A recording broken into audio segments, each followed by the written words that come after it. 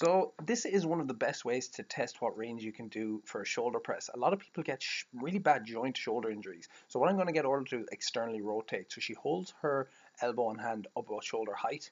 And then what I'm going to do is I'm going to make her externally rotate. So I'm pulling back her arm to see can she press overhead without any discomfort, which she can. Hers is perfect. She can now press up in a plane of motion.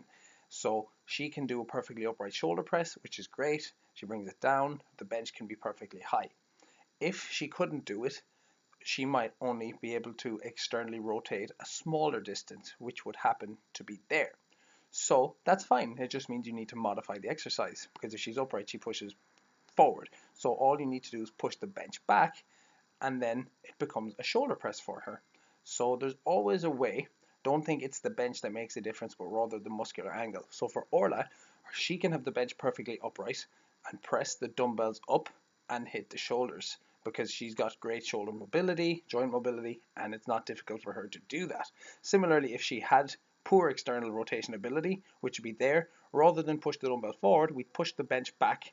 And now if you forget her body and just look at her shoulder and arms, they're now pushing up in the exact same plane of motion that she would have been if the bench was perfectly upright. So modify exercises